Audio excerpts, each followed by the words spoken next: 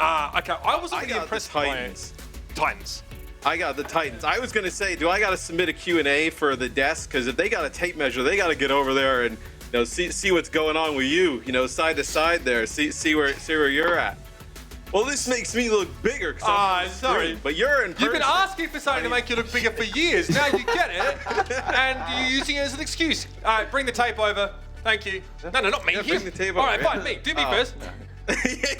Bro, 12 inches. Where am I at? Yeah. Wow. Now me. How much? Huh? Maybe like 5, a little Absolutely dominated, bro. You just cheated me. You cheated. Sorry, bro. Ain't my problem. You're over there on the East Coast in your basement, and I'm here soaking up the good vibes. Look, I'm feeling pretty good about the Vancouver Titans as well, but I want to say, we kind of joked about it. I touted Heesang as a player that's really broken out since getting onto this team, and in the last couple of weeks before the patch break, we were really impressed. Over the board, his stats were incredible. Not the greatest showing from him on the Titans' last outing. In fact, the whole team looked pretty average. It was just sugar-free with these massive 5K blades bailing him out every third fight, but that wasn't enough to give him the win. Yeah, you think, though, this could be a match for the Titans. It's like a really good tune-up for play-ins, right? Like, New York's still trying to, battle their way in, still got a shot, right? So, still kind of, obviously kind of holding off the Gladiators. This Jake Jake wants to get in on the action there for just a brief second. But I actually think, Heesang not playing that great and the Titans, losing, a close game, right, where Sugar Free's popping off. I think you start to see a normal performance from Heesang. You're going to start to see Titans wins. Yeah, I mean, that's the question. What is normal for Heesang in this kind of metagame? I thought we saw him play Mei last time around, so maybe there's also, though, if we start going over to these Symmetra, Rush, Lucio-based compositions, I mean, it's completely different than what we saw last week, right? Oh, snap. Happy Father's Day, Dad. I forgot about that. What about I'm in you trouble. and Custom? I'm in so much trouble. You guys even thought about that? No, I'm in trouble. Unbelievable. I'm in the doghouse, Matty. I'm going to be honest with you. All right. Moving on, that's right. Mother's Day's the same between us, but Father's Day differs. Anyway, Vancouver Titans here on the Junker Queen. The devs pointed it out. Punk said, hey, if we get to play Junker Queen, I'm feeling pretty good. It's Junker Queen versus Orisa for control of its high ground platform to start us off. And New York's got a little bit of a bunker type of setup, right? Not want to play super aggressive, when you have the Sojourn with the Torbjorn in the mix, and it's going to be Sugar Free actually going in with the Genji and picking up one.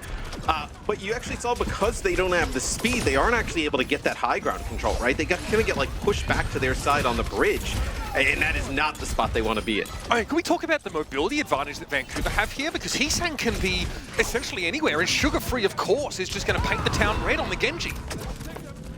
Yeah, I mean, it's a huge mobility advantage, right, for the Titans, and they take that high ground, like I mentioned, where if you're in New York, you would have loved to take the high ground, right, get set up with the Illari, the Torbjorn turret, right, let the Sojourn start raining down some damage, as they're trying to make their way on the point, maybe force them down.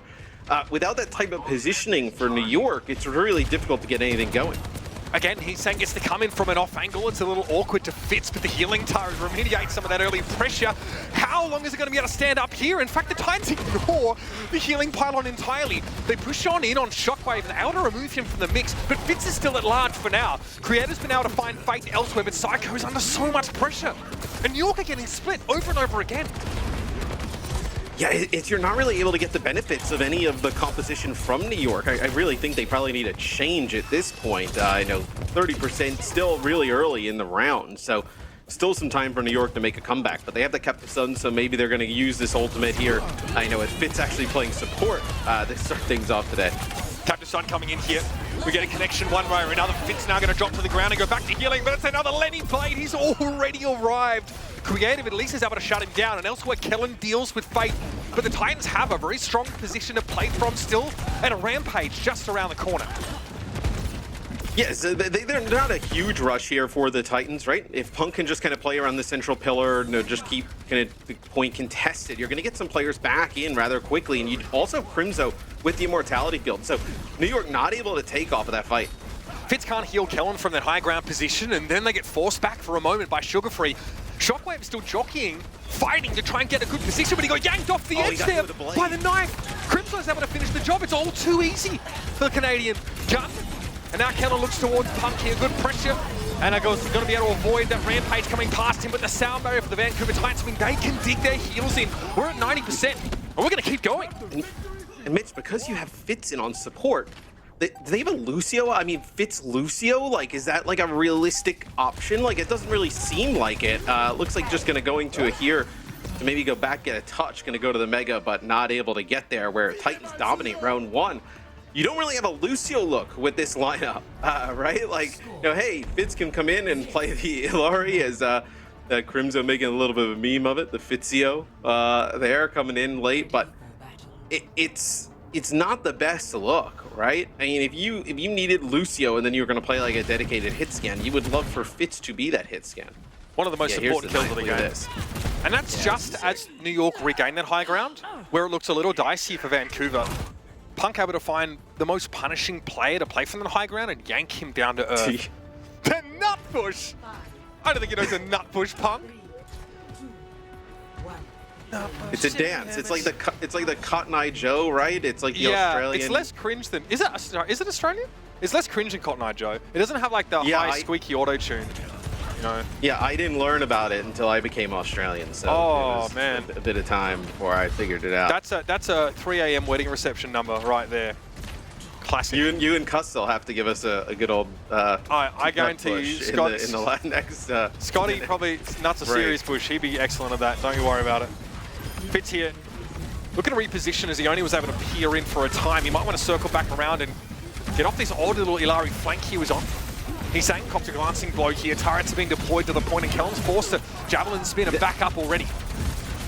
This comp, though, for the Titans works out probably better on this point without that high ground, right? Like, this feels like a little bit more of a traditional type of, like, point that you can execute the rush on, but they do lose Heesang early on as he was in the front line trying to just build up some energy on the sim.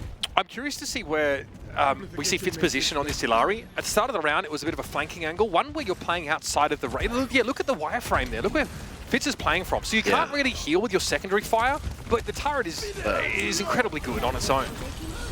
A sim long range kill there with an assist from Punk. I wonder if that was another knife grab there. So when you lose Psycho, that's huge, huge pick off there from the Titans, right? I mean, the May Ice Block being able to kind of stall this out for longer periods of time is just like that. I mean, it's a huge win for the Titans, right? You don't have to kind of sit around, build up towards ult, give up more percentage and build up towards it. You can actually just get really early pick off. How is it that New York keep getting split like this? This happened in the last couple of fights and even on the previous map.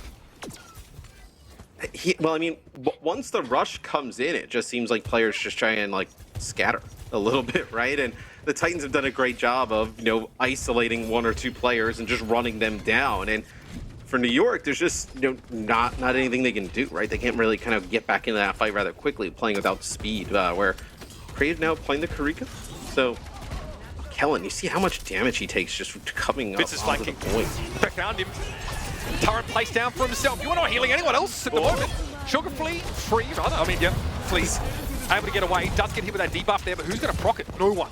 It looks like that's, yeah, he survives that pretty comfortably. He kind of like uses his ultimate there, Fitz, to just keep himself up. That's going to really nice TP spot, going to catch him. Fitz off guard. They actually try and counter it with the Blizzard button. Everybody gets out in time. Faith able to play from a really frustrating position here. Kellen will be lucky to get away with his life, and he doesn't. I am struggling to feel like I want to co-sign this playstyle from Fitz here on the Illari. It's pretty exploitable given how mobile the Titans are. They spot the Illari, they just beeline them. You just have no options. Like, you just really lack options in terms of moving away from compositions that include Illari, right? Which the Titans, obviously, they come in, they don't even play. I know Illari here in map number 1, it looks like. They actually just go with a more rush style. That turret spot is so good. It's going to get a lot of healing over, and it's going to be very hard to notice, let alone remove. But Crimzo just flattens Psycho as they're trying to play around the Continue Rush. You can't allow this to happen. What choice did New York have to face the music here? But Crimzo's marching to a completely different beat. There's no chance for New York here. They got absolutely dumpstered all through Antarctic Peninsula.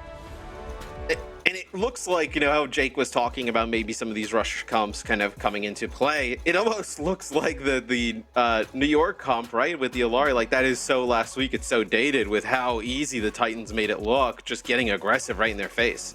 Well, like, I mean, are you suffering for healing output? Maybe you can't use her in that flanking position. You have a Soldier 76 already. Why not use them to flank and maybe, you know, make a different consideration? Maybe they come into this based on, like, player setup and want to play Larry the whole time because Fitz is on support. They don't want to have the Fitzio again. And they're forced into this playstyle that doesn't look good against Vancouver.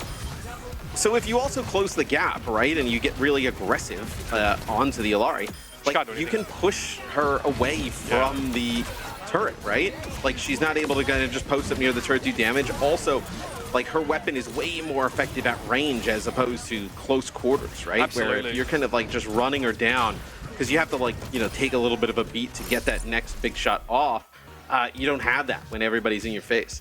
For me, it's question marks in the chat. I'll be honest, folks. Stick around, though, because our second map will be Midtown. An opportunity to actually maybe make use of Illari on a more static setup. Stick around and see how it unfolds here as the Titans take a huge lead early.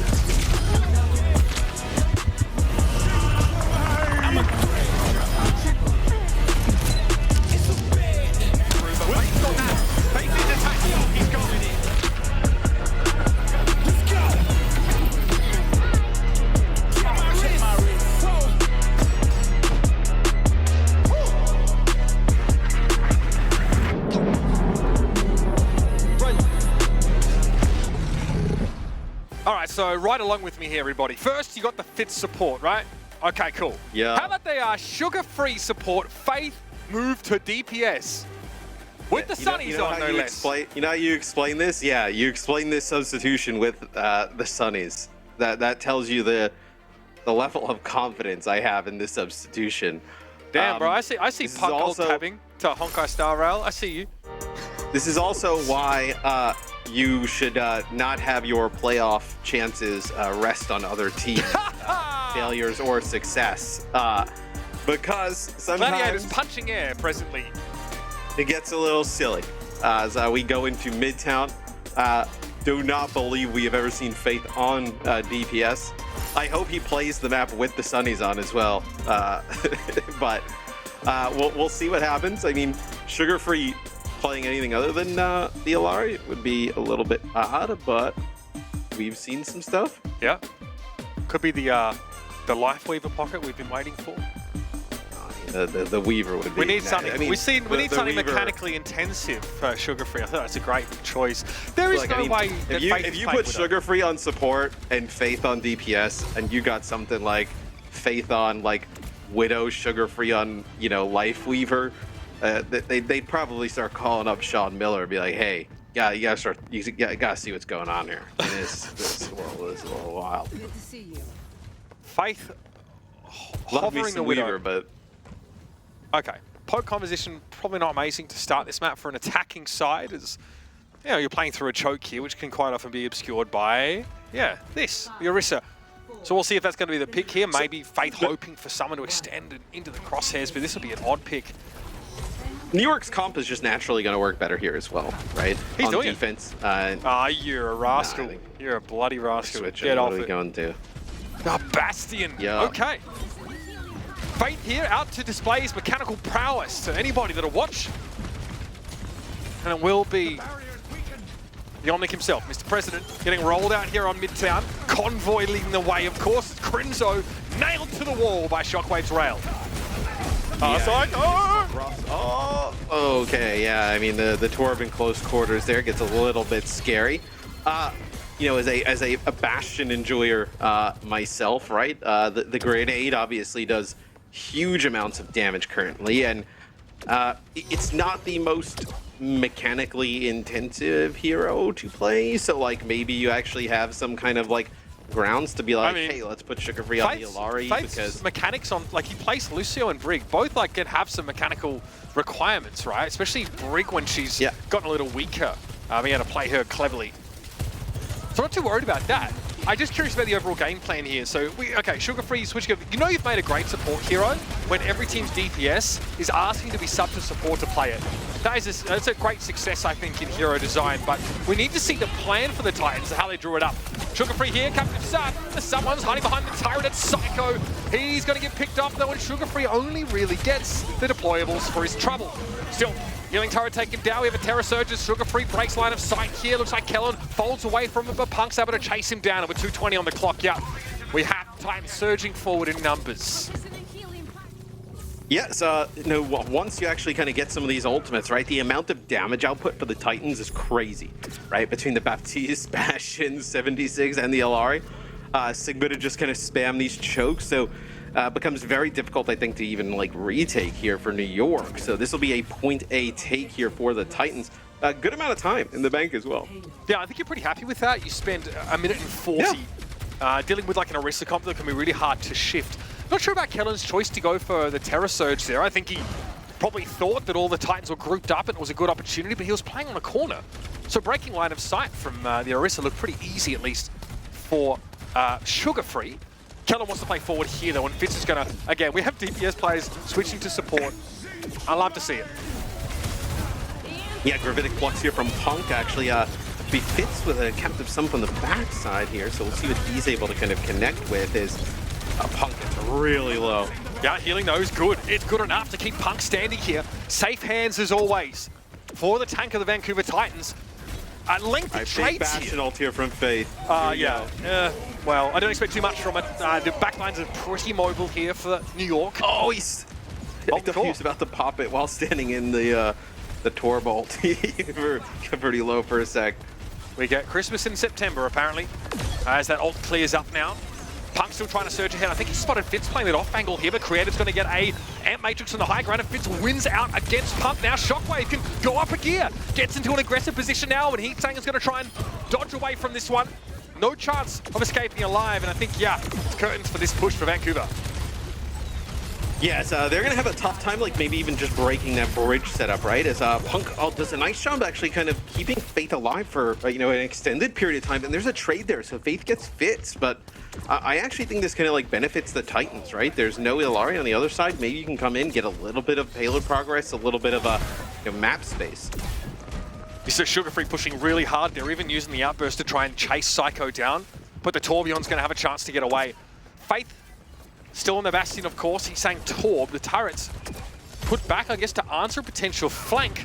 But no one from New York's really going to wrap around. Again, there's a lot of this poke damage coming through. And now the overclock from Shockwave gets shut down. Punk's able to find the kill, but Kellen gets in there now. The Javelin Spin, the Terror Surge. He's got everything you could ask for. And he sank falls to the Orisa roll. Will clear the turret, and we'll be back to business. Well, what do you think about this, like, you know, Torbjorn Bastion composition now, like moving away from the 76 to play the Tor, right? I feel like the 76 probably a little bit more consistent, a little bit better than the Torb, especially because they're not really going to be pushing in New York, right? It's hard. They're not Okay. incentivized to. Yes, but your flank angles aren't good right now for the attackers because look at where Psycho is set up with Fitz. You can't really push through there, and there's also a Torb turret likely hiding in that hallway, or it could be one to answer a potential flank. So, I mean, Torb is at the point now where he's just kind of good at mid-range in general. That's overkill, but that's fine. We praise the sun either way. Fitz now going to have to try and get away from this one. Nice little connection on Sugar Free there. That's a huge kill. Railguns everywhere. Shockwave and Fitz find the key kills now, and Faith again caught outside the play. He's able to find Fitz on the way out, but this is not enough. The Titans are trying to play a poke composition, but New York are denying them the safe sightlines by sticking Kellen up their nose every opportunity they have. Yes, since the Titans got checkpoint day, I mean, they've gotten absolutely nothing. They end up using an Amp Matrix there as well, so really going to come down to probably this, you know, Gravitic Flux. See if you can make a play with Punk's ultimate. But yeah, like you mentioned, they're having a tough time, like just kind of traversing the map. See how annoying that turret almost kills you. He's like, please kill it. But again, yeah, so hard to sneak in on these flanks. If you're a Soldier 76 trying to kill that turret, you probably get jumped on by Psycho as he emerges from the shadows.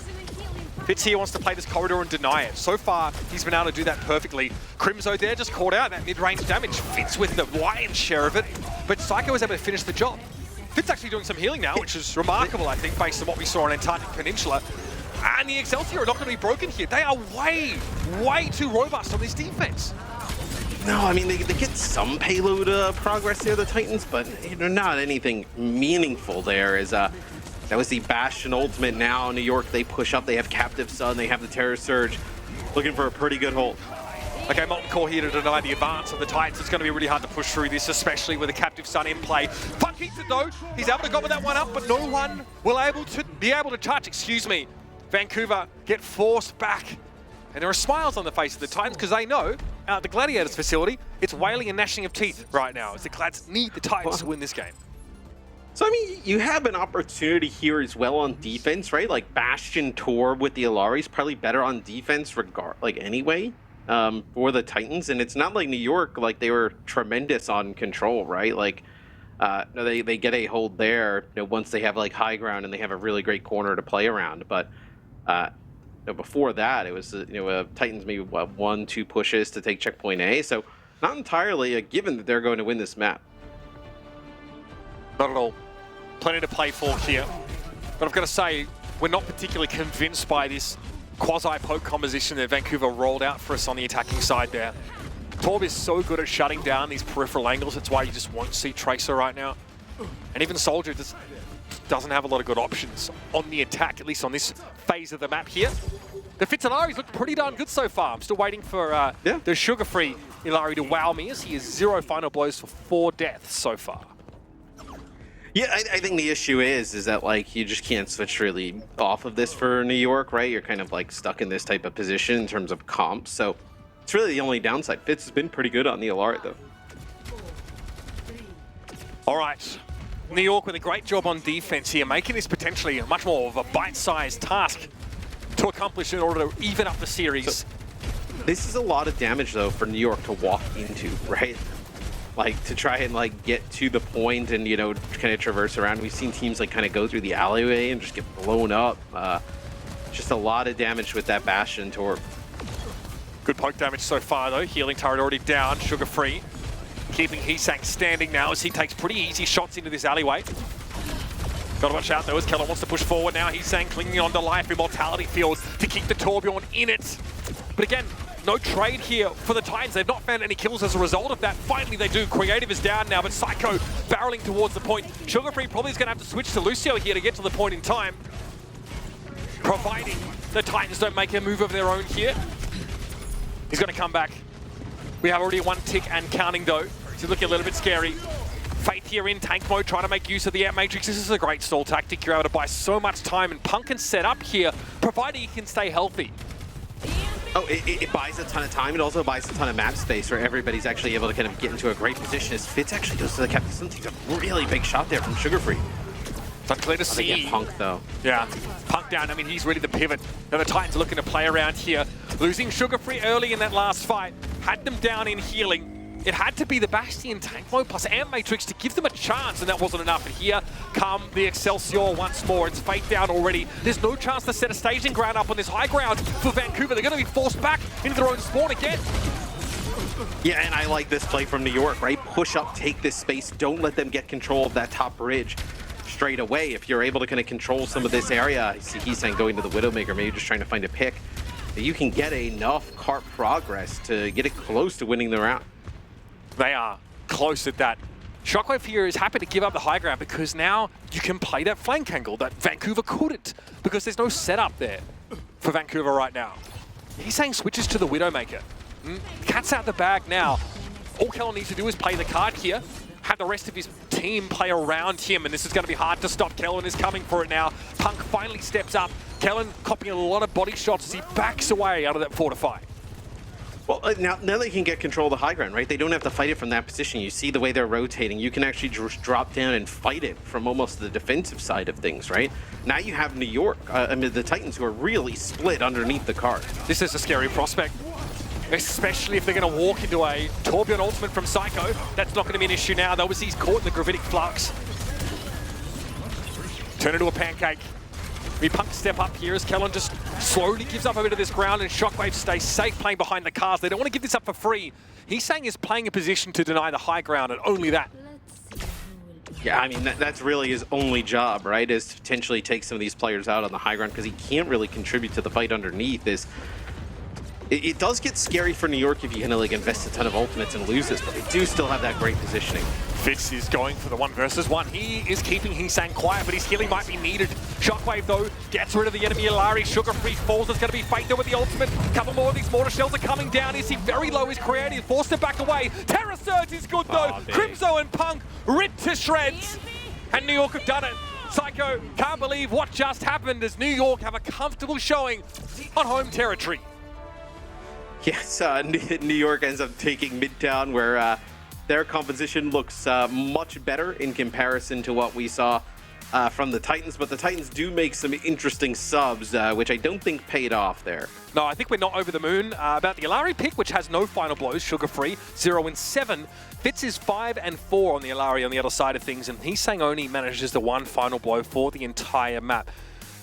Not a convincing showing at all for Vancouver. It's clear they're trying something a little bit different. Looks like the vibes are still pretty positive in that camp, but it is still a map you've given away for free. That kind of thing can come back to bite you.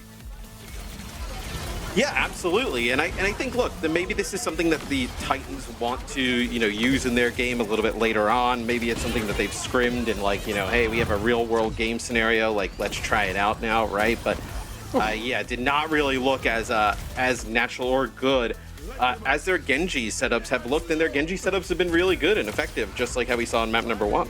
Absolutely. You see why Orisa is just so powerful is there's only so far up that Punk can move, even playing something so powerful as that Sigma.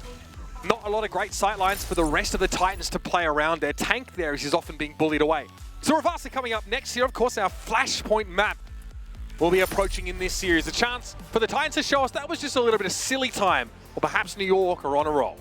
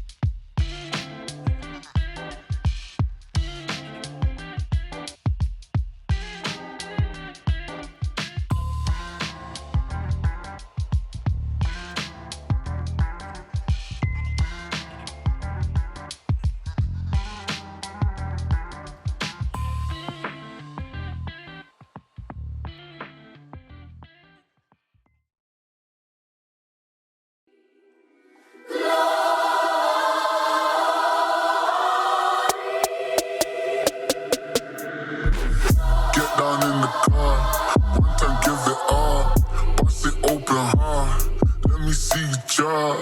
Get down in the car. One time, give it all. Bust it open hard. Let me see you drop. Hustle, baby, we hustle, but the Oh my.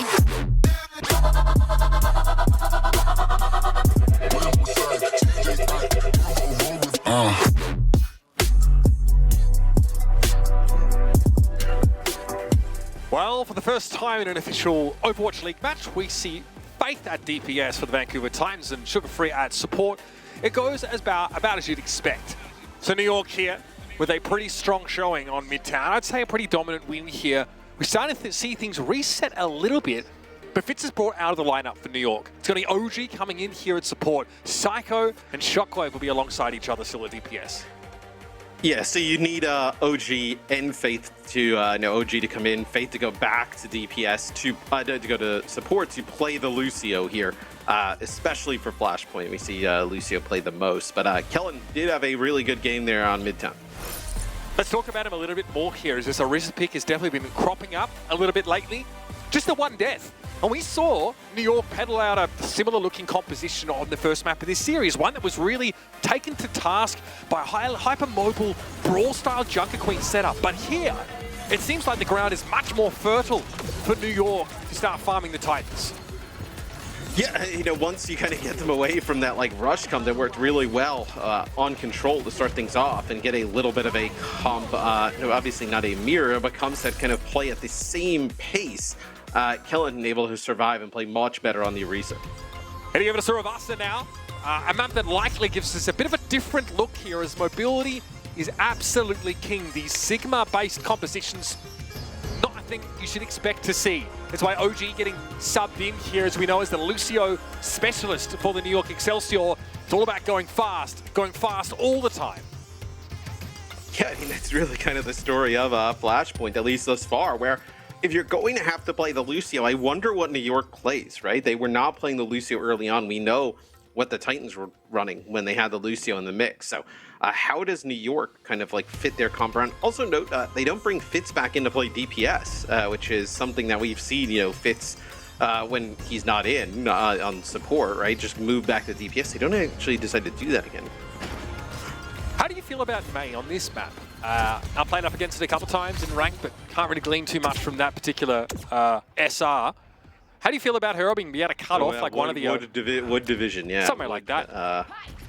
Yeah, down in the doldrums. No, I mean, I think it'll be interesting how they go about using this. It seems like they don't want to play Genji in some capacity. Where Psycho, we've seen him play a ton of Tracer in the past, right? Yes. Maybe it's just Genji's just not a hero they kind of have in the mix that they can play for New York. So maybe without a Genji type of setup, right, where Soldier and Genji work so well together, especially paired with the Queen, that you kind of have to play this, slower type of play style. May's wall doesn't, you can catch people off on the point for a time here. There's some places where you can use it to block up a choke, but it's a little hard to get max value. He's saying immediately on the flank, straight away. Pressure on Psycho, forcing an early ice block. That's a great exchange. And Psycho has to leave the point entirely. They're in deep trouble. Meanwhile, though, Shockwave's been able to deal with Crimzo, and now the Titans crumble. But this is the benefit of having the Lucio in this comp for New York, right? Where, Heesang goes on a little bit of a flank, right? He's trying to do some damage, and then they would have actually gotten a push kind of going on forward. But instead of just sitting there and taking that damage from Heesang from that backside, they have the Lucio so they can speed up and take advantage of that damage not being in the front. Good start here for New York as Heesang leaves formation to try and find a flank opportunity and looked good. Unfortunately, his team suffer as the rest of New York push in once they see it's only a 4-player contingent in front of them. Heesang will still be looking for a flank. Very Corey, got good help me. Hydron-esque, as he tries to wrap around a lot in the Soldier 76, but again it's Shockwave who opens up the account for the Excelsior here. And Punk is completely besieged here, and later Immortality Field for Creative means that this is a walkover. Just having that, Lucio, the speed in this composition allows them to take advantage of that, right? Because the Titans, they want to have Heesang on an off angle, right? Maybe play a little bit split and then a big collapse. But when they can get the Orisa in the mix with the May and then also Shockwave's damage at medium to close range, then the 76 doesn't become an issue and you're constantly fighting, 5-on-4s. Looks like we're off the temple here. Of course, we'll be playing inside that structure, so an enclosed space with those 4 entry and exit points. And already, New York have been able to set themselves up here. We'll see the Titans come at them with a bit of a concave as they look to wrap around. The question is, does he attempt to go for a flank once more? He's been losing out quite often to Shockwave. Yeah, so see the point will unlock here in 2. Blade coming through. Nice sound barrier there from OG. Yeah, great response. Sugar Free completely stymied there. Nothing he can do but stow it away for later. OG, though, a little low. Sugar Free doesn't really see the chance to approach, but there's going to be an air matrix here for Crimzo. It's a do-si-do for New York. They're going to wrap around as well. They throw a main wall up. This breaks up the air matrix a little bit. It's a weird one, as it was set up, assuming New York would come from a different direction. Yeah, I mean, that's the downside there for New York, is that they ended up layering support ults, right? Sound barrier and air matrix there when that blade comes in, but the Heesang with attack visor, they get both supports, so this is pretty good here for the Titans. I mean, it's just a playground for the Soldier or anybody. Thrown in here too. That seems a little wasteful. Psycho maybe thinks he can turn the fight around there, but Heesang is playing from well outside the radius of effect there with a tactical visor. That wall was not enough to keep him at bay. Yeah, I mean, and then you end up investing the Blizzard there, which is kind of brutal, right? I mean, you could have came back in this next fight. You could have had that Blizzard, maybe at least to kind of get sound barrier out. I mean, now the Titans in full control. New York grouped up here. They're going to play around the overclock. That might be a decent flank opportunity for Shockwave. No, opts to take the front door instead. The Rampage, he's knocked off course, but he still catches 3. The reaction time was decent from OG, but not enough to save his team. Creative is low, a lot of bleed damage there, and Punk was looking highly durable with 3 players debuffed by that ultimate. That'll be a point here for the Titans. It's just a massive rampage. Just get a few players with that debuff, and that's all you really need, right? With no cleanse on the other side. So a big trek across the map here. I'm curious, how does New York decide to play this? They want to cut them off mid-map? Do they want to rush straight to the point? This was like Paris Point B a lot of the time, right? Palace has like these sort of 3 entrances and a lot of these balconies. So very, very good. If you can get a Soldier 76 or someone who can take advantage of an off angle with a lot of safety for the flanker. Heesang just gonna a little bit of a drive-by helix dangerous there onto Shockwave. Is Blade here for Sugar Free, Matt. From the Titans, though. Yeah, take this high ground and then attack. He's got to get healed up before he can go. Oh dear, the deflect in the air matrix. That is perfect. Sugar Free finds the perfect elimination and now can double down. He descends with the blade in hand, and Psycho didn't know what hit him. Kellen's not going to get away either. The deflect that starts it off, and it's an avalanche that follows.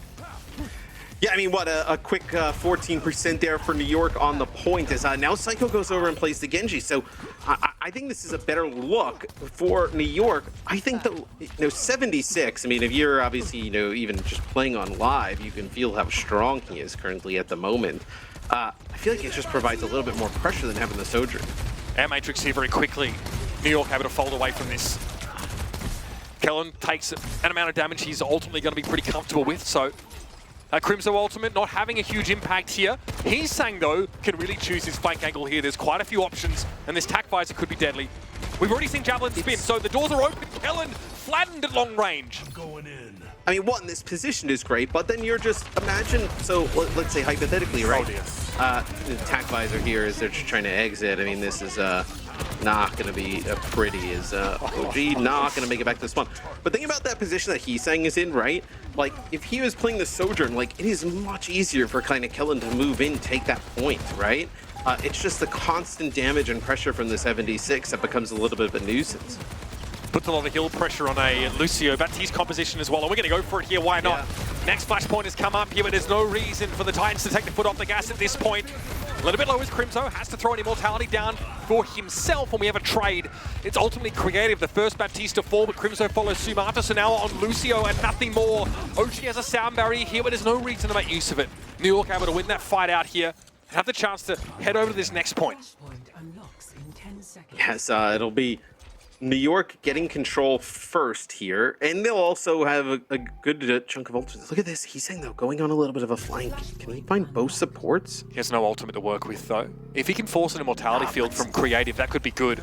He gets the burst. I mean, he gets creative low, so that's going to be the burst. And, like, what do they have to, dedicate resource-wise over here, right? Can Psycho just kind of, like, monitor this? Like, he can't commit, though, to getting rid of the soldier. That'll be a huge mistake, I think.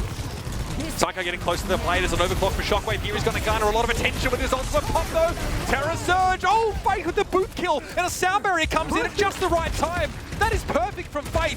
Not only does he find that elimination, but keeps his team alive against the Orisa ultimate. They've ceded a lot of capture percentage over to New York, have the Titans. But what a fight win to get here. I mean, that is such a huge fight win there. I mean, OG ends up using the beat. They go with, like, Terror Surge, but not able to just finish off anybody there from the Titans. That's one where I thought New York had an advantage coming on. I mean, even if they decided to use the Amp Matrix there, right? I mean, Amp Matrix with the overclock let, Shockwave back up, do some damage, but he gets quite low. I think OG's beat was just like a hair, a second too late. On paper, this isn't close at all. 23 kills to 10, favoring the Vancouver Titans after that last fight. Tac Visor, I think I heard that from behind the Amp Matrix here. That's a scary prospect, but Sugar Free, Crimzo, they're going to be able to deal at least with the Immortality Field. Sugar Free dips a toe in, decides it's not for him, and it's back to business for Vancouver as they get in the lead on Garden, and this could be what decides the map and sends them 2-1 up in the series. Yes, they push up. They want to see if they can get rid of Psycho because they know he's got Blade. He's been holding on to it for few fights now where they're not able to finish him off. Now, kind of like as the Titans backtrack, right? This is where New York is trying to take advantage. It's got to be a Blade here, but Psycho instead is going to opt to go for a back cap here. It may not work though, because Faith has found another kill. Faith is 5-0 right now on the Lucio. No, they're gonna give up the point, right? And then actually come down and play from the point. So what? This Blade is now in a 5-on-3 scenario. Immortality field. Kellen's trying to move them out of it. Psycho, good choice there to go for a deflect. It's all the heads turned towards him. Ultimately, though, it's just a trade. He's saying did fall from the Blade, but the Titans are back in control now, and Kellen's going to be forced away. Another Terror Surge might be the option, but Fate is going to be able to get out of it. Takes a bit of damage. There is Kellen. Cuts that one off preemptively to get the damage at the very least. But there's now a sound barrier in play for New York. Crimzo's going to go to work here. He's on the tools behind his Amp Matrix. Is going to throw down an Immortality Field for himself here. And Shockwave falls to Sugar Free. Desperation for creative. Throws down a drone of his own, but it's just not going to be enough. The Titans in the brawl look to be heavily favored behind his Junker Queen leading the charge. And they'll get out to a 2-1 lead.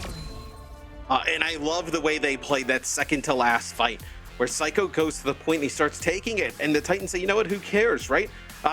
They're not going to be able to win the game off of that flip. They can kill like both supports, then they kind of move into the point. They have to use a Blade in a 5-on-3. It was pretty decent, Psycho and Kellen trying to make a play there, but still, when you're, at such a disadvantage like that, it's tough to battle back from. It's insane. Faith and Crimson between them have about like 11k healing. On New York, they have like 15, 16k healing. So way more healing, but their DPS on New York find 2 and 3 kills respectively. To Hee-Sang's 12, Sugar Free's 10. Suffice to say that the Vancouver Titans are just doing a better job of getting their DPS set up for success. Yeah, I just don't love the Sojourn pick in comparison to the 76. Like, the 76 can traverse the map way faster, right? Sprint, get these off angles. Self-sufficiency. Like the first over. Yeah, the first over to the point, right? Can play on these off angles, with the healing for a little bit of self-sufficiency. Where Sojourn, like, you're having to build up this charge and then like land these rail shots, and when you're not doing that, right? You're gonna lose in a big way in terms of the damage output. Faith 5-0 as well on the Lucio. Another masterclass from a veteran here in the Overwatch League. Esperança is going to be our 4th map in this set. A chance here to get the Titans out of this one with a 3-1 win.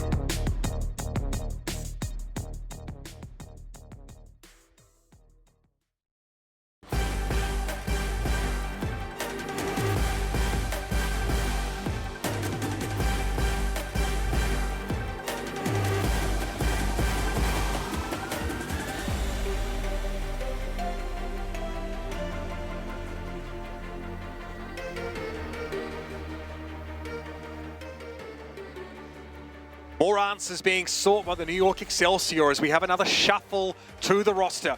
Fitz comes in at DPS, but it feels like consistently the deck is stacked against this roster coming out of Suravasa, but they fall to another Junker Queen rendition. But for me, the scariest part of this Junker Queen, look, this whole composition came from the backline of the Vancouver Titans, man.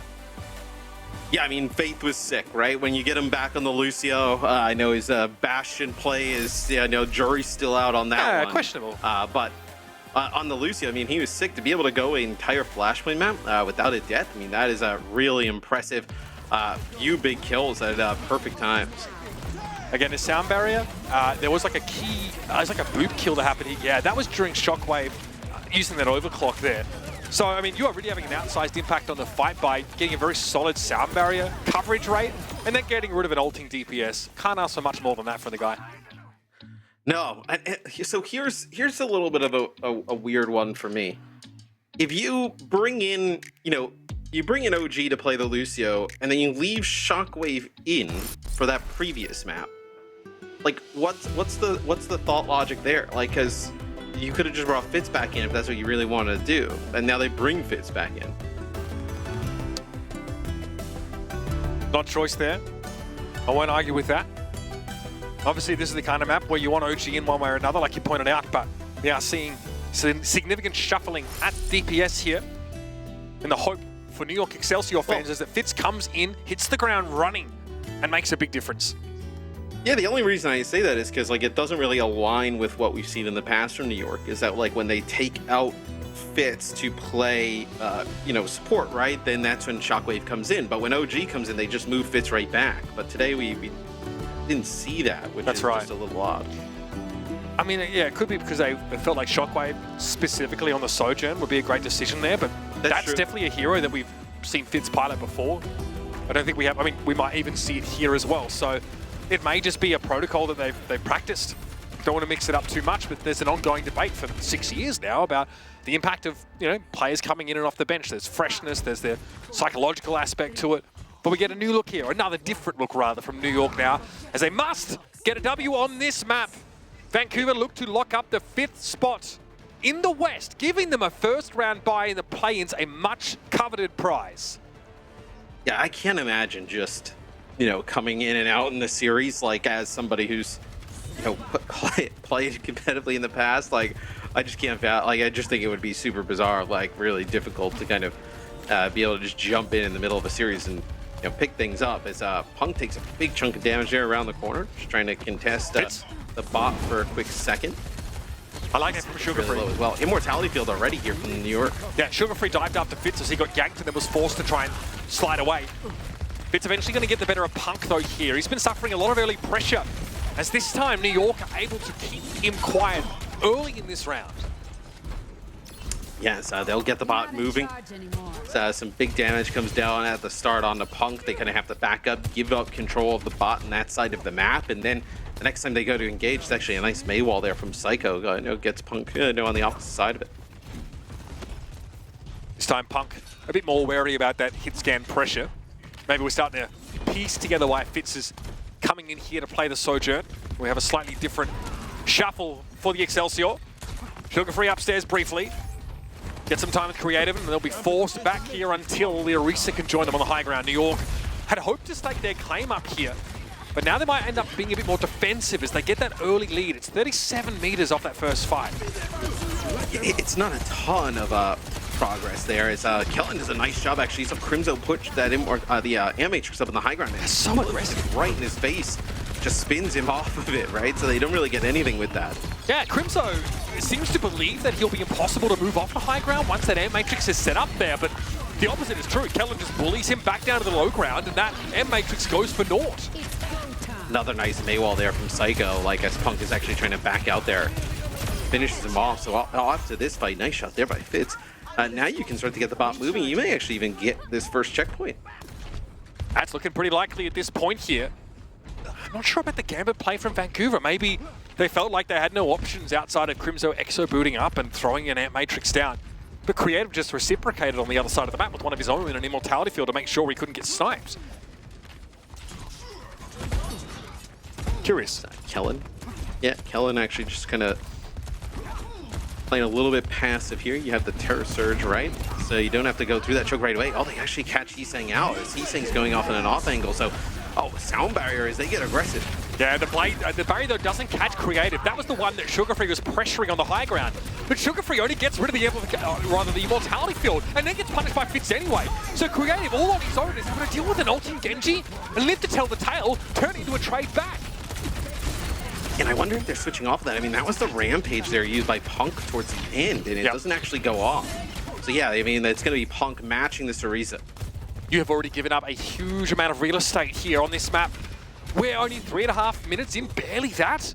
Dude, and New York, they have an Amp Matrix, they have Blizzard, like, you know, you're getting close to like full map completion territory here. Yeah, Amp Matrix comes down first here. Still, the Titans have no choice but to try and get involved. He's saying a flanking tack visor might be the play here. SugarFree, though, again gets flattened by Fitz, who's really showing up on the Sojourn this map. And for all their attempts, New York, they have 2 ultimates in that fight. Go for nothing once more. They are getting absolutely stomped. I mean, the Titans do not look like the same team we have seen throughout this series. As Heesang will play the Sojourn now. You'll have SugarFree on May, so things going down to a mirror matchup here as the bot makes its way around the final corner. Okay, Heesang going for it now, and Matrix is in play, but Fizz has the overclock and a bit of defensive architecture now. Fate maybe regrets trying to accost him here. Ice block popped by SugarFree, but Heesang finds the first kill for the Vancouver Titans so far this map, and Crimzo doubles it. Finally, Vancouver finding a little bit of action, but they spent heavily in order to gain a foothold on Esperança. So they finally get the bot for a second. I was like, because OG ended up using sound barrier. Maybe you try and keep that fight going, but it would have just seemed like a really bad use there. As now you can come back. Really, like what you're gonna get here, like even before it maybe gets to the bridge, like mid map, like the Titans still have made zero progress at all, right? Yep. I mean, this is a huge lead for New York. Vancouver have had no ability to make use of the high ground on this part of the map specifically because they were forced into the choke early. Fitz is able to go they to haven't 9. Seen this part of the map yet. Fitz was 9-0 before his first death in that previous fight. And that's because they're able to use the architecture so effectively, make it 10, he's saying. Just gets worked in the neutral. There's no other way of putting it. A Maywall thrown up here to try and give the Titans some privacy with the New York Excelsior. They are an invasive bunch, and they're going to continue to come forward. Once again, flattening the Titans, and they're going to move back into a very, very promising position. I mean, I'd love to know like what our biggest like push comeback ever has been in the Overwatch League, because this feels like it would be it. I mean, they get bullied, the Titans, all the way back to their spawn off the rip. And then now they have to battle out, and you're in a situation with the Titans where like it's like, you know, you have to use some of these ultimates to try and get the bot going in your direction. But if it doesn't work out, you're incredibly screwed, right? I mean, there's no battling back from that. So this time they have to use Sound Barrier and Blizzard. So not a huge investment here from the Titans to get the bot moving. We talked about this before. Getting good Blizzards with May on this map, especially against this highly mobile composition, is really, really difficult to do. Because Orisa just walks out, Psycho can ice block, Fitz can slide away, OG is obviously very speedy. Very nicely played by SugarFree, who had been shut down on Genji earlier on in this map. Picks up the May, finds a Blizzard that enables at least the Titans to get back into an aggressive position. But New York are going to wrap around behind them here and trying to sail the high ground. How long can Punk afford to hold it? Terror Surge as he goes down, trying to drag New York with him. But instead he comes up with very little. It's going to have to be a fortify and sheepishly back away. The May wall's a big problem. None of the rest of the Titans can get involved now, but the Amp Matrix comes down after the wall disappears, and New York have to regain the high ground to get away out of line of sight. This isn't terrible for the Titans, though, right? You win this fight, get them off that high ground, you get that checkpoint. You know, you're in a spot where this comeback, it's still unlikely, but you can find a path in which it can happen, right? You have to get the checkpoint here within the next, like, 30 seconds, 40 seconds or so. You need a full team fight win here. Kellen a little out of position. He charges off the bridge. The rest of his team remained up there, but no casualties as a result of that brief split. Vancouver now realize we really need the high ground, but we also need to contest the bot from up here. So Callum's going to have to find a way to garner a little bit more attention from the rest of the Titans as Sugar Free plunges in. Here comes the May. It's going to be an air matrix thrown out by New York to try and stave off this assault, but it might be a little too slow. Creative is already the first down. No regenerative burst available with the Baptiste Immortality field out of the mix too. But Fitz fights back, at least gets rid of the immo from Vancouver. The Titans will have to settle for the 1 kill. It'll have to be enough for now. Yeah, but that 1 kill might be enough, right? You get this checkpoint here. The New York Excelsior need to be really careful how they play this, right? You kind of get aggressive here, push on in. Titans win that fight. Like, you are getting close, you know, to that 80, 90 meter mark, and then it's a toss-up, right? Deflect Blizzard from Lenny. It's pretty darn good. Kellen's forced into Terror Surge now, which gives him that 4 to 5 buff. It's only Crimso's Immortality field removed by that. There was a frozen target, I think, inside the Blizzard, but it wasn't something Sugar Free could follow up on. And Fitz is here to save the day with the overclock, and the Blizzard coming back from Psycho. That much more frigid. I mean, if Fitz doesn't go on the flank and go absolutely massive there, if Punk's got that Terror Surge, it's probably good enough for some damage that could result in like Heesang picking up some kills after. You're in a real spot where the Titans are like marching towards, you know, that final corner as well. I mean, that is a massive play there by Fitz. See the Vancouver feel like they're running out of time. Definitely running out of rope here. They try and get aggressive play to the choke. Fitz is just overextended there. The rest of his team had already folded around to the right-hand side. It's easy pickings for Heesang, and this could be a big surge. The wall thrown up there by the Titans, maybe break up some of the damage coming the other way. But this should be a comfortable win for Vancouver. They're putting it together. They just need consecutive fight wins. Many of them, in fact, from here on out. They're still about 60 meters off pace. Yeah, so where's your path to victory here for the Titans? I think it probably relies in Heesang using this, you know, overclock, right? You maybe get it on the flank. You're able to get like 1 or 2 kills. New York has to back up.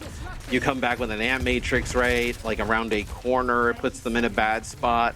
And then you're in like final fight territory, right? Yeah, obviously in overtime at that moment, but you probably need 3 fights. Those are probably the 3 paths, you know, for the fights at those the moment is beautiful, just beautiful.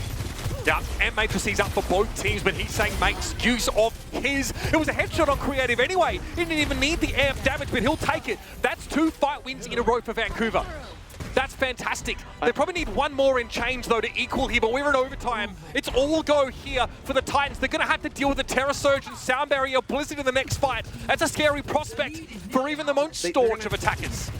So they're going to have Sound Barrier, though. The Titans are going to have Sound Barrier. They're going to have their own Blizzard. They just need to be wary of Fitz on the flank, or like Fitz on the flank or up on the high. What a Maywall! I want to go fast. What a Maywall! Kellen gets nothing from this Terror Surge. He's split off for the rest of his team, and Psycho's in trouble, but he goes for the Blizzard, and he gets Crimzo. Eventually, the sheer weight of Ultimate paying off for New York. There is a Sound Barrier after the fact, but Faith had already used his. It's enough for Punk to stay in the fight. Fitz is down. He was a problem, but Sugar Free's out of the mix now, and it's really just the Orisa standing. Punk will have to give up the ghost here. And the New York Excelsior in a position to claim victory. That's a Terror Surge. That's a big one. Heesang comes in. Faith trying to touch, but gets caught by the Javelin here. Heesang finds 2 kills, though. There's something happening from long range. Heesang with 3. He's able to back away. Kellen trying to get in his face, but he hangs on. Only just. It's Faith here. Keeps it going as Crimzo chimes back in, and Kellen is removed. Overclock for Fitz, though. They've got to stay out of his line of sight, and Crimzo gets him with 2 from long range. Vancouver are in this. 3 players to work with. Sugar Free switches over to the Tracer. There's 1 more fight in this now, and Vancouver are going full mobility. The Doomfist comes in. Psycho trying to play from over the top here. Kellen on the Doom as well. It's a tough life. But Tracer, though, could be tough. Immortality field already used, Matt. Sound Barrier could be big to try and keep Punk in it, but it comes a little bit too late now. Faith finally has it online, but it can't get Crimzo back in the fight. And so Vancouver are going to be forced back here. Fitz on the Cassidy, jockeying back as Faith is in trouble. That mag grenade was headed straight towards him. Now the Tracer's an issue. Eventually it will be dealt with as well. Doesn't get much closer than that, folks. Vancouver just pull up short from potentially one of the biggest comebacks in push history. It's a New York map win, but it almost doesn't even feel like it. As the Titans, they battle back. I mean, that was 127 meters to nothing. That comes down to what? It was like decided by like 4 meters, 5 meters maybe at the end, right? If that, I mean, what a ridiculous end here on Esperança. Fitz is 18 of 33 final blows for the Excelsior. At some point, I think he was 14 of 24. Disgusting showing from him on the Sojourn. Yeah, I mean, we know Shockwave is like awesome as well, but we've seen them play with Fitz in this role and have this happen numerous times, right? So wondering what happened on the last map when they decided not to do it. Maybe it's just a Flashpoint thing, but you see Fitz come back. This fight right here where he actually goes on this flank and gets like, 3 kills, that's probably what ends up winning them the game. Because you would have had more progress going for the Titans at that time. You'd have been in a different spot. Seeing this from Heesang's This point of man. view. Oh, that was... no, I almost said the word. Circuit Royale will be our last You map almost did in a this jack. series. I'll do it when it really counts, you know what I mean? In 6 years, I've gotten away without doing it. Circuit Royale, gonna be our 5th and potentially, it will be our final map in this series, rather, so stick around for that one. It's been a banger of a series so far.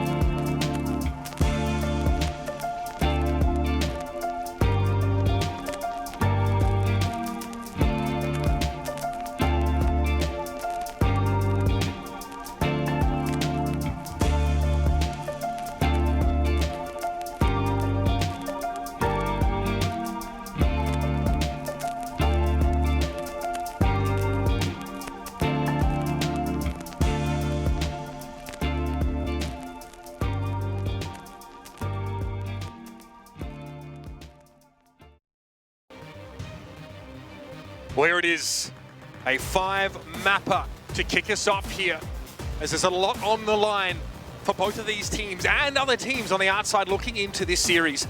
The Vancouver Titans going all the way to 5 maps to try and lock up that 5th seed in the West.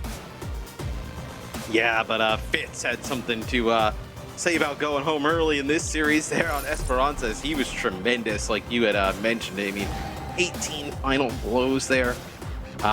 Only 5 deaths out of the 33 final blows of the team. I mean, just, even if you look at the 25 elims, right, just kill participation. I mean, just massive game.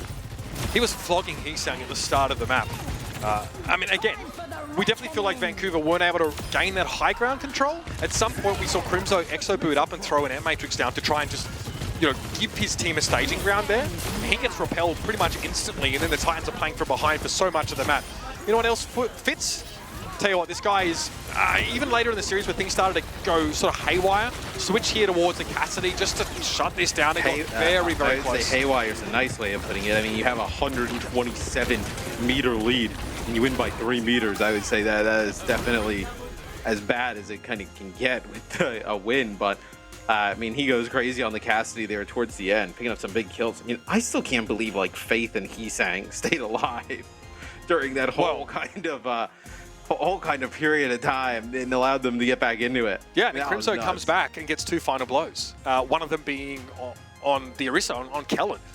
That's what sort of gives them a chance there. I mean, they had to win, three consecutive fights, I think, in that last phase of the map, and they just pull up short. I like Fitz's switch to the Cassidy. He knows there's going to be like hypermobile heroes only for Vancouver running off the respawn. And it ends up being Tracer Sombra. So bring the Cassidy in there, obviously very powerful. The hindrance supplied by the mag grenade can be just devastating to either of those heroes. So in a pinch, some really quick thinking as both teams just go, we've got to get there as soon as we possibly can. Faith sound barrier is a couple seconds too late to keep Punk alive. Could be a difference maker right there. But we cast aside these thoughts and these what-ifs as we head to Circuit Royale, our 5th map in this series. Now, of course, as we have our escort game type move to the bookend here. And only one team can emerge here victorious. Vancouver Titans, of course, like I said, want that first round bye in the play-ins. You think we see some Sigma play here from Punk? I think so. We actually started to see that fall off a little bit as teams were playing Winston. They were playing quite a few different dive picks here. I think the question extends to how do these teams match up when we have long-range hit scan in the conversation? Because I think that New York have a fantastic DPS line for that situation, right? Fitz and Shockwave are both great options if you want to go that way. Heesang managed to come alive a little bit later on Esperança on the Sojourn. I thought that was a really good look here. Yeah, again, this seems like a pretty solid setup. The Faith Zen, one I have less exposure to, so curious to see how that plays out. We've seen a bit of creative Zen, though. Back on Soul. Yeah, I'm curious who this kind of like benefits, right? I think obviously Punk a fantastic Sigma player, so I think like in terms of, you know, Tank, I think that works out great. It's like, you know, how is Faith on the Zen? Fitz can kind of play the Widow here, so you can get like a, double range, kind of like not exactly hit scan with the Sojourn, but pretty close to it, right? So yeah. Really interesting going into this 5th and final map. Fitz on the Widowmaker, Psycho on the Sojourn here. So poke compositions, I mean, we're poking when we have the Zenyatta in both setups. Okay, we've seen this a couple times. Why the Brig? I have to imagine the Brig is only there just to heal pack sugar-free, because it's not a brawl setup here, really. Yeah, we've seen this go for a few teams. I mean, maybe it's for the rally, right? The rally a little bit towards the, end, but like, where does the Brig play from? I mean, look at this. Yeah, you have to be up on the high ground to, kind of just chuck out flails to, trigger the healing inspire, right? Because you only got those like 3 packs, right, with the recharge, so you can't exactly just keep burning them. Yeah, I mean, they give them all the sugar-free. Yeah, they want to bully. They want to get in Kellen's face as quickly as possible here. Kellen only has so much of a window he can open for players like Fitz. And having these sight lines denied him, especially with that disruptor shot, makes it a little bit hard for Fitz to make use of Kellen's hard work, creating set space.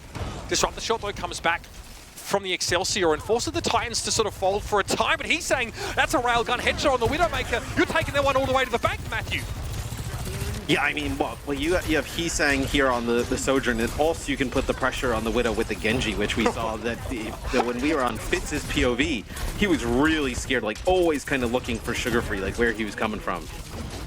I love that from Punk. As soon as that headshot came down on the Widow, he just pushes up. He created all the space. Yeah. And in that pocket, Fate charges, shield bashes forward, and is flat creative, who doesn't have the ability to get away.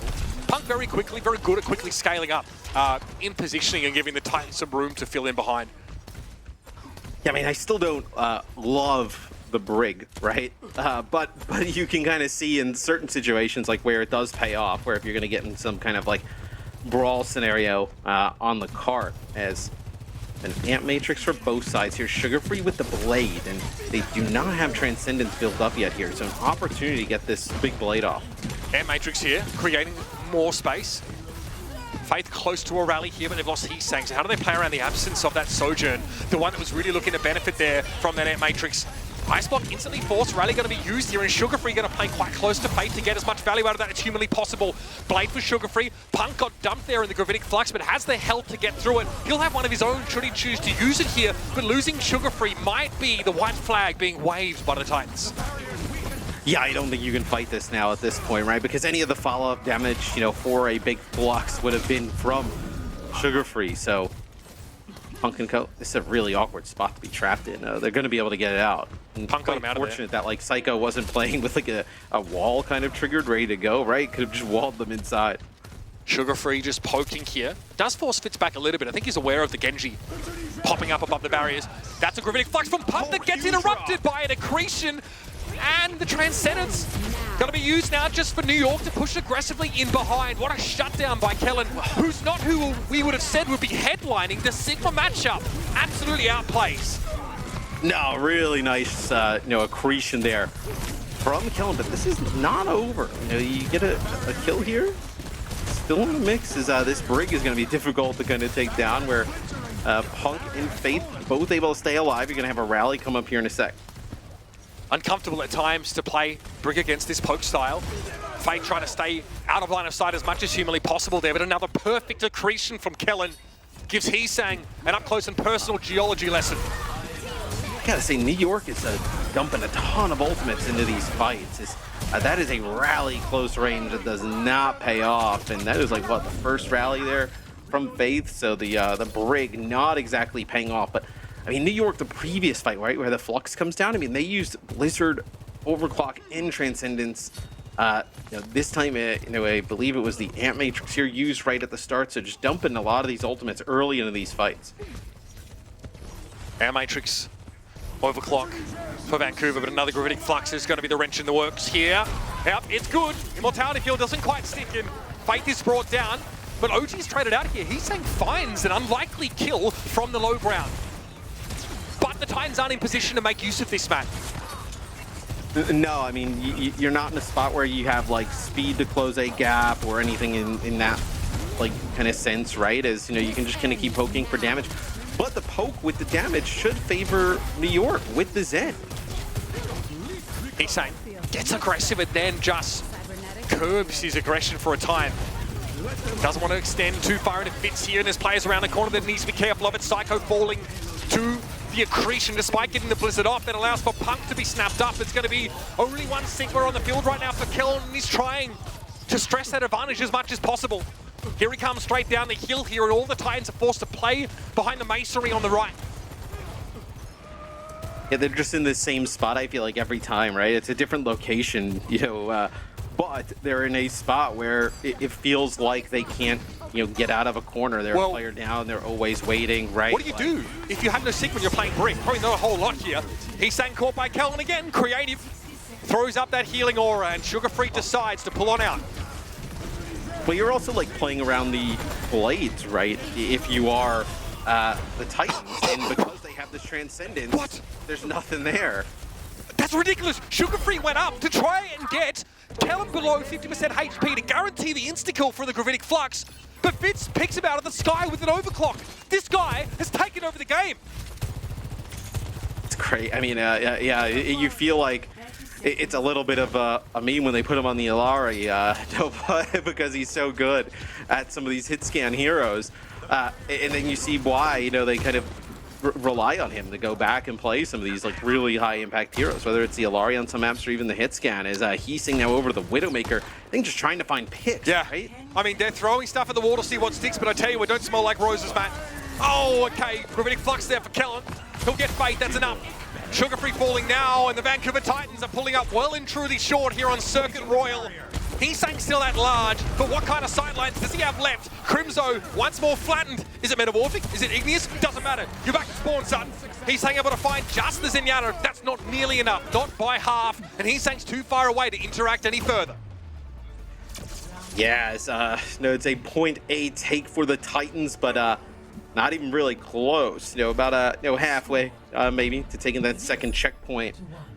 I just don't think the Brig is it, man. I think it, especially when these comps are so more poke damage focused, right? Having the Zen, having the Transcendence, right? to be able to use that to kind of counter the blade. I mean, I think, yeah, obviously adding the extra damage with Discord and just the primary fires of Zen, like, I think it's a huge addition to a team, especially when you're kind of mirroring, except for the Zen versus a Brick. And we see what happens as soon as Punk gets picked off there. Faith has to play very scared because that shield doesn't hang around for long enough, and there are so many things that just batter you. Wait, nothing. He has to hide. They all hide. Punk is so pivotal to the strategy, and New York identify that. So every time Kellen has Gravitic Flux, he just points at Punk, says, come up here. Yeah, I mean, there's really no... there's nowhere to go, right, in those types of scenarios. Like, especially, like, you lose Punk, you can't exactly just kind of stand there and, you know, exchange damage. This is so dirty, bro! This is so good. As he's just kind of, like, falling out of the sky. Not much, I guess not much really Sugar Free. I doesn't expect that to come up, though, but that last kill, it's not even necessary. That is just styling at that point. Kellen is 6-0.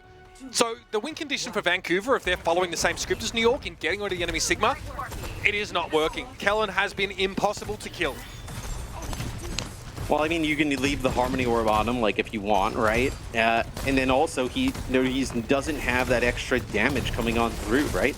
Like, it's a huge, especially with these comps where, like Faith can't exactly get close and, like, do damage, right? I don't like this at all. Punk has to play close on that corner. I mean, it's a lot of confidence behind that posturing, but it doesn't pay off. Fitz eventually brings him down. Oh, just been removed. Fitz chops a little gift on the ground. He's saying, no, okay, that's a big kill on Creative. Fitz is low as well. He's saying finds two. Slides forward. This raw aggression from Vancouver has bought them a bit of a buffer here on defense. Yeah, and if there was a position that the Brig would work better in, it's probably here at the start in this type of scenario, right? Where if you can play close quarter, play around a corner, it's not in this open space. Like, once I think it kind of like turns the corner and goes into that large open area, and then the fights happen at a distance, that's when it kind of loses all value. I mean, you see right there, Faith actually builds up almost a rally here off the start. Wall up here in front of Heesang. Immortality Field, he's only got eyes for that right now. He gets rid of it. Air Matrix, though, can still play around the car pretty safely. Heesang wants to slide into gear. Very quickly, Creative had to get inside that room. Another wall placed in front of Heesang. Always something to obscure his view, but he sees clearly when Fitz drops into the crosshair. Heesang for two, and Creative is the third. This guy is nuts. I mean, that is a sick flank there. That is a full team wipe. So the Titans starting to get things going here on D. And this next fight, I think, will be huge, right? You're going to have Blizzard, Gravitic Flux, Overclock here for New York. I think if you're the Titans, like, obviously winning that would be huge, right? Especially if they come in, use some of these big ultimates. But I think just getting them to use, 2, 3 of these ultimates sets them up in a spot where maybe they even get Lenny Blade right before that first point. Oh, Fitz went to slide out of the Immortality Field. It wasn't going to last much longer anyway. But first it's Heesang, and then it's Sugar Free. And both these DPS now starting to tick over nicely. A minute 45 left. I want a quick sidebar. Heesang, you see his hero pool, you can maybe see why he wasn't exactly set up for success playing alongside Proper. Yeah. Because that was all the picks that Heesang has looked so good at so far. The guy is 12 of 25 right now for the Titans. Looking scary. Fitz might have something to say about it though, Matt. What a flux, that is perfect. Transcendence though keeps everyone above 50% health, so no insta-kills as a result of that ultimate, but it's very disruptive. What does Fitz do after the fact? That disruptive shot meant the Faith had nowhere to go and Fitz be sliding into the back line. Yeah, but this isn't the worst case scenario, right, for the Titans, right? Some ultimates used here, a minute and 10 on the clock. The cart's going to get around to the corner here, maybe, where there's some, like, high ground for the Titans. So, although the Titans end up losing that fight, I still think they're in a position to maybe even get this hold. Ant Matrix on the high ground could be, like, devastating here. I'm getting serious Uprising versus Mayhem vibes from this match. These two teams are neck and neck. And both DPS cohorts working to outdo each other. And Matrix Kellen quickly gets out of line of sight there. Elsewhere, Sugar Free looking to control that high ground. Looks like Fitz is forced back for the time being. I mean, Sugar Free gets hit with a Discord Orb straight away as he kind of makes his way around that corner. As this will be an Ant Matrix. It's Flux in time. Get rid of the shield. Now the Flux is trying to get like a little bit. Just fight. Oh, there's a Blizzard in there as well. Immortality Field though, they can't get rid of it right now, Matt. They can't get to it. Psycho eventually gets rid of it, but Faith pops around to keep himself alive just in time. Sugar Free does fall here for the Titans. They're playing with 4, and Fitz has a commanding position here on this high ground. Crimzo cannot survive the accretion. He can't get away. He's saying he's not even looking at Fitz right now, who decides to command attention more directly. And he will get that kill. New York able to get the checkpoint and the time extension, but this one remains too close to call. I was gonna say, they do at least get it into overtime, right? So they do burn a significant amount of clock. And now 2:20. They do not need a full, checkpoint completion here. They just need to get it to, it's about like 75% the way there. So still pretty decent push there from the Titans on their offense. So what, you think you can get a fight win with like a blade, right? Or at least get the transcendence out so you can come back and flux, right? Mortality field, where is it? Not in time for it, yeah. Faith is there with the shield bash to finish the job. Sugar-Free was discorded there, so pretty hard to withstand most of that post damage. It's a trade though. Transcendence now is in play, and Punk can go for a flux after the Transcendence, but he doesn't catch anyone, in fact. That's not enough. He might have had Creative there by the skin of his teeth, but he just dodged away. It's a Cossack kick in desperation for Creative to try and create a little bit of space, and so far he's able to stay alive. He even gets the kill on Crimzo. How has he done this? Fitz now chimes in to look to finish the job. And New York are on the march. They're headed straight for the box to victory. How in the world did they keep Creative alive all the way through that? I mean, that is insane. I mean, there's a DPS in there, there's a tank in there just trying to get down damage. The wall. Oh, nice Maywall. Sugar-Free's there though. He gets discorded straight away and can't stay alive. Punk's here on the Doomfist, a big punch. Multiple players stunned up by that, but the Gravitic Flux from Keller might be to finish the job.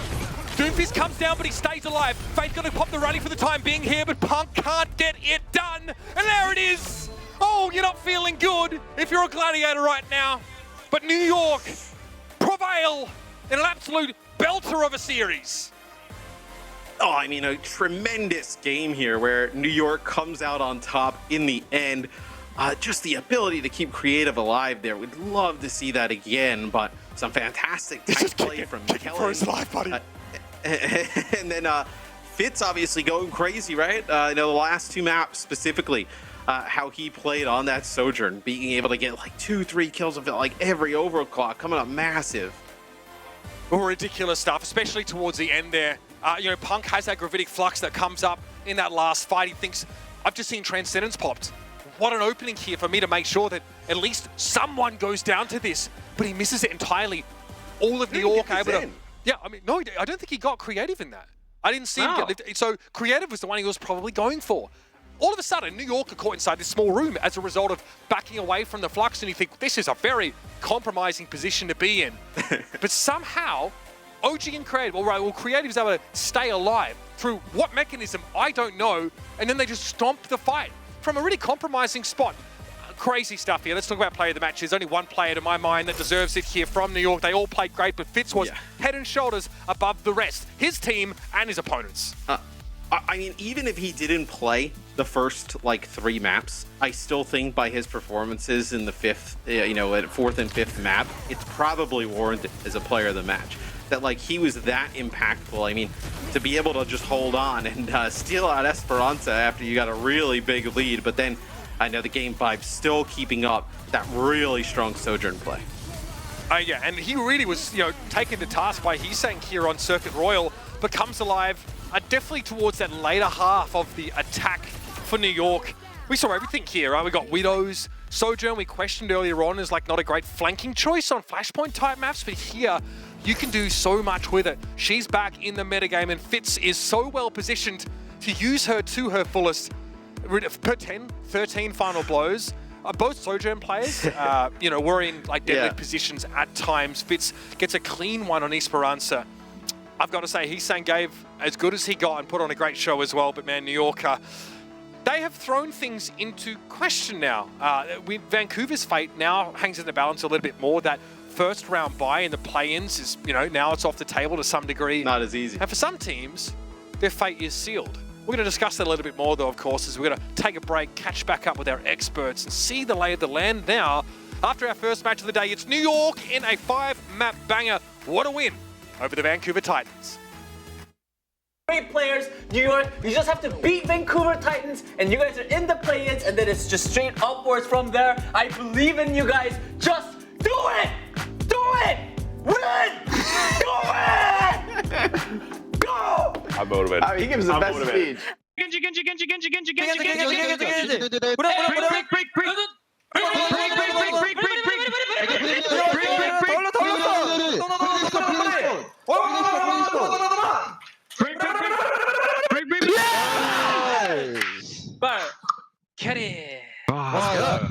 용동 씨가 다음 때. All right. Well, you heard the hype speech. You see it there again as a visual from Angie. This is great. This is fantastic. It was that simple. Just do it, and then they just did it. They did it. They just did did it. They Sometimes just you just did have to do it. Yeah. That's Keep true. it simple. I don't have to talk for 5 minutes like Jake did. All I had to say was just do it, and they did it.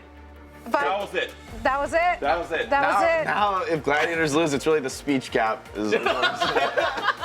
Call it out. Let's talk about how they got it done, though, because this was hotly contested. The Vancouver Titans had a great performance there as well, and at times it did look like they got the also series played in the Midtown. back. Yeah, exactly. That did happen also. Let's look at the highlights once more of that 3-2 series and talk about how New York Excelsior edged it all out. I'm really impressed that New York was able to do what I thought they couldn't, which is deal with Sugar Free's Genji. I mean, there were maps like this first map where it felt, okay, there's no answer to it. Then Sugar Free was on support here. Based on DPS. This map was a dream. This was a miss. This was like your dream today, Johnny. That was like, a fever dream. This was Johnny in the dentist chair for Vancouver. I think they're really going to regret this, though, right? Because you could have closed this series out in 3, you know, for the Titans. And so to have thrown away Midtown, maybe you think maybe that strat could have worked. I don't know. It's a pretty rough one for them. And then to fall short on maps 4 and 5, it's brutal. Yeah, I mean, the Orisa really worked here for New York Excelsior, and they showed, you know, coming out with Psycho on the main, for example, it did kind of counter Punk's efforts as playing Junker Queen, especially on the push map. I mean, we saw the lead that New York Excelsior got into. And Vancouver Titans, they almost got back and ended up winning push.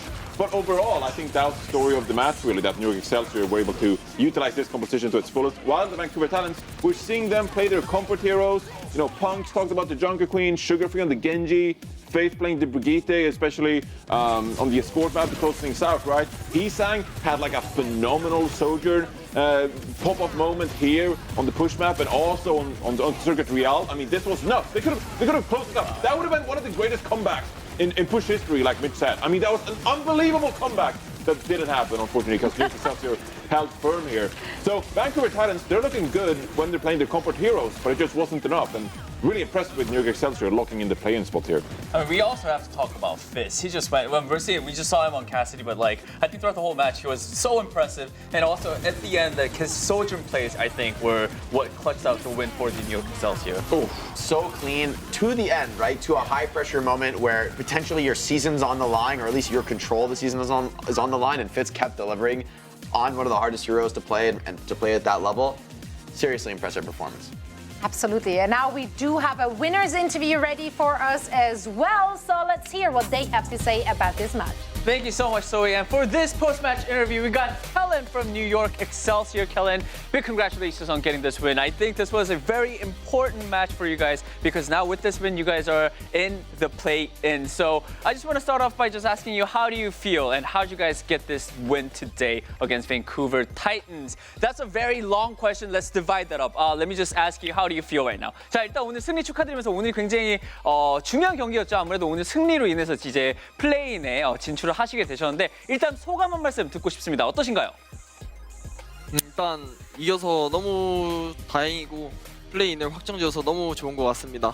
Yeah, definitely very happy and satisfied that we got the win, and it's just it feels good to cement our win and also getting into the play-in. So let's talk about how you got there. So this match was very back and forth. It was very close. What sort of gave you guys the edge today for your match against Vancouver Titans? 자, 그럼 방금 이제 굉장히 다행이고 기분이 좋으시다고 말씀하셨는데 오늘 그럼 이 경기에 대해서 조금 여쭤보고 싶습니다. 오늘 어떻게 해서 밴쿠버를 좀 이기시게 되신 것 같으신가요? 처음에 솔저가 혼자 도는 거에 너무 많이 당해줘가지고 그것 때문에 좀 힘들었던 것 같은데 그거 좀 무시하고 정면 싸움 세게 하자 해서 좀 더 쉽게 이긴 것 같아요. I think the biggest problem that we faced going into today's match was the soldier flanking around and getting all the kills in. I think we were sort of so focused on that and we were worrying too much about that. So we didn't really want to care too much about soldier. We just wanted to sort of ignore the soldier and then just go front face in towards the Vancouver Titans. And I think that was our strategy that really worked and ultimately got us to win today against the Vancouver Titans. Kellen, my final question for you is, of course, now with this win, you guys are in the play-ins. Is there sort of a team that you guys, or you personally, want to really face off against in the play-ins? 자, 이제 오늘 방금 제가 말씀했다시피 오늘 이제 승리로 인해서 플레이인에 들어가게 되셨는데 플레이인에서 켈란 선수 좀 개인적으로 이 팀은 좀 진짜 한번 이기고 싶다, 겨뤄보고 싶다 하는 좀 팀이 있을까요? 저는 런던 선택하고 싶습니다. 런던 스핏파이어 이유가 있다면요? 런던이 혼자서 특이한 조합을 하고 라인 러시 위주의 조합을 하는데 그거를 한번 이겨보고 싶어요. I want to choose London Spitfire because they have their own thing going on. They like to use a Ryan Rush, and there's not a lot of teams, not other teams that use that sort of specific composition. So we want to try beating that composition. All right, that is it for the interview, Kellen. Big congratulations and good luck in the play-ins. 자, 플레이에서 파이팅하시길 바라면서 보내드리도록 하겠습니다. 감사합니다. 네, 감사합니다. Thank you so much, Danny and Kellen. Congrats to the New York Excelsior, a must-win scenario, and winning they did. We love to hear it from Kellen, but also we always love to hear it from you, dear viewers. So make sure to use the socials and X at us. Oh my God, it never Tweet. stops sounding Just say dumb, tweet. doesn't it? I use the hashtag OWL2023 because we're still calling it a hashtag at least. So there's that, and we will. Number we sign might be- Al20. We might be featuring your commentary on the big screen. Can't wait to hear what you have to say about this match, the next match, us, anything really. We're desperate for content. Now, we do have another match coming up in just a little bit. We're going to head into a quick break, and afterwards, we're going to break down all the action between the Gladiators and the Boston Uprising. Just do it!